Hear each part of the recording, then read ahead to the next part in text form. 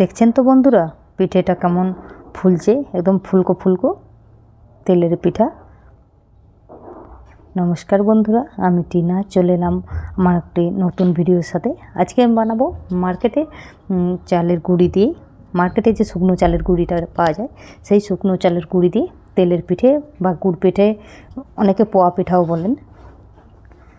তো আমি প্রথমে 1 কাপ শুকনো চালের গুঁড়ি নিয়েছি, হাফ কাপ, ওই কাপেরই হাফ কাপ আপনারা বাটিয়ে নিতে পারেন। আপনারা যেইটাতেই নাববেন সেই একই মেজারমেন্টে নেবেন, সেই কাপেই সব জিনিসটা নেবেন। 1 কাপ চালের গুঁড়ি নিয়েছি, 1 কাপ বলবো না, 1 বাটি, হাফ বাটি ময়দা নিয়েছি, আর হাফ বাটি চিনি নিয়েছি। আর ওই যে হাফ বাটি যেটাতে আমি চিনি নিয়েছি ওই বাটিটি 2 বাটি প্রথমে জল দিয়ে আমি এটাকে ভালো করে একটু ফেটিয়ে নেব। এর থেকে বেশি জল দেবেন না, কারণ চিনির মধ্যে যে জলটা আছে দেখুন, এটা যখন ফাটবেন ফাটতে ফাটতে ফাটতে ফাটতে ওটা নরম হয়ে যাবে ব্যাটারটা। দেখুন প্রথম দিকটা একটু অসুবিধা হবে, তারপরে ধীরে ধীরে দেখুন আমি কোনো জল দিই না এতক্ষণ অবধি। ভিডিওটা আমি দেখালে আপনার অনেক বড় হয়ে যাবে, ওই জন্যে দেখানো যায় না। আমি মাঝে মাঝে ভিডিওটা দেখাচ্ছি। দেখুন ফাটতে আমার হাতটা ব্যথা করছে, ওই জন্য কখনো সিধেভাবে কখনো টেড়েভাবে আমি এটা ফাটিয়ে নিচ্ছি। এবারে এর মধ্যে আমি টেস্ট অনুযায়ী লবণটা দেবো। আপনারা আপনাদের টেস্ট অনুযায়ী লবণটা অ্যাড করবেন।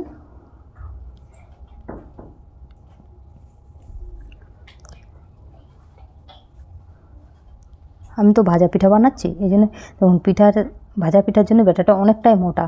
এতে আমি একটু একটু করে জলটা দিচ্ছি, জলটা দিয়ে আমি ফাটছি। প্রয়োজন মতো জলটা দেবেন, একবারে জলটা দেওয়ার থেকে একটু একটু করে জলটা দেবেন। আমি মোট যেই বাটিটায় চিনি নিয়েছি ওই বাটির মোট আমি আড়াই বাটি জল নিয়েছি। আপনাদেরকে আবারও বলে দিচ্ছি। আর ব্যাটারটা দেখুন, 1 বাটি চালের গুঁড়ো, হাফ বাটি ময়দা, হাফ বাটি চিনি, আড়াই বাটি জল নিয়ে এবার এটাকে ফেটিয়ে নিয়ে আধা ঘন্টা আপনারা এক সাইডে রেখে দিন, ঘরের কাজ করে নিন। আধা ঘন্টার পর ফিরে আবারও এটাকে 5-7 মিনিট খুব ভালো করে ফেটিয়ে নেবেন।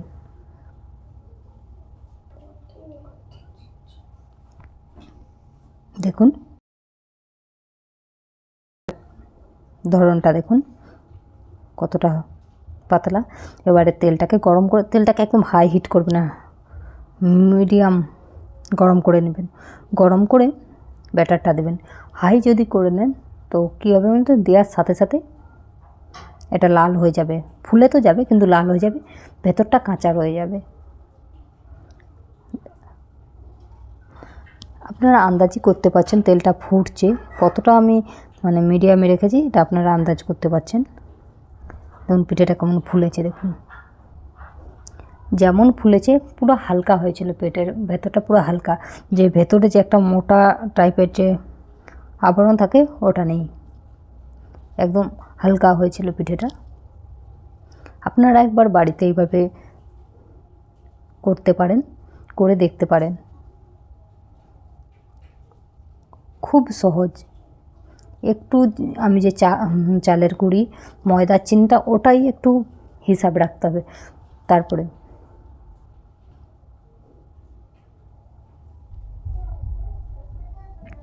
পিঠেটা কেমন ফুলছে দেখুন, এত দেওয়ার সাথে সাথেই পিঠেটা ফুলে যাচ্ছে। আর বারবার বলছি, গ্যাসের যে আঁচটা, গ্যাসের যে হিটটা হবে ওটা একটু মিডিয়াম টু লোয়ে থাকবে, এটা বরাবরই। আর আমি একটু তাড়াতাড়ি হওয়ার জন্য একসাথে দুটো করে ভাজছি বলতে একটা একটু ভাজা হওয়ার পরে এটাকে সাইড করে নিই, এর মধ্যে আবার একটা ব্যাটার দিচ্ছি। এমন ফুলছে আপনারা দেখুন, ফুলে ফেটে যাচ্ছে জিনিসটা, যার জন্য এর ভেতরে তেল ঢুকে ভরে যাচ্ছে। আর তেলটাকে জন্য আমি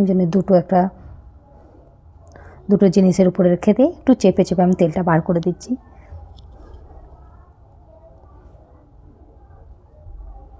ভিডিওটা যদি ভালো লাগে, আমার রেসিপিগুলো যদি আপনাদের ভালো লাগে, একটা করে লাইক করে দেবেন। ফ্যামিলি ফ্রেন্ডের সাথে রেসিপিটা শেয়ার করবেন। অনেকেই পারে না, যারা পারে না তারাও এগুলো দেখে দেখে করতে পারবেন, একদম সহজ।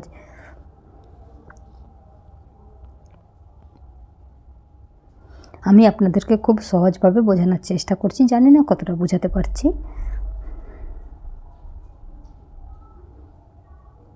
মানে এমন কোনো পিঠা একটা ছিল না যেটা ফুলে না, এত সুন্দর হয়েছিল না খেতে, কি বলবো। আর পিঠার কালারগুলোই আপনারা যেমন ভিডিওতে দেখছেন সেম পিঠের কালার।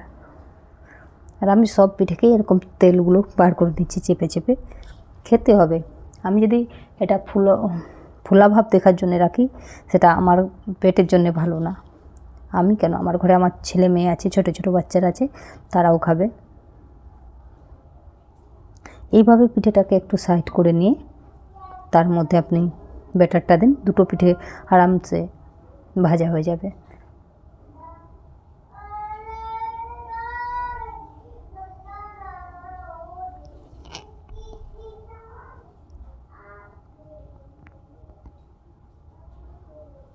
আর পিঠের পিছে পিছে দেখুন একটা আওয়াজ আসছে, ওটা আমার মেয়ে, ওই বলছে বাথরুম সং, আর কি বলবো,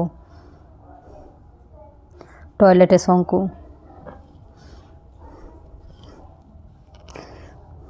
চলুন আজ এখান অবধি, দেখা হবে আবার অন্য একটা ভিডিওতে। সবাই খুব ভালো থাকবেন, সুস্থ থাকবেন। ভিডিওটা কেমন হয়েছে কমেন্টে জানাবেন। সবাইকে প্রণাম।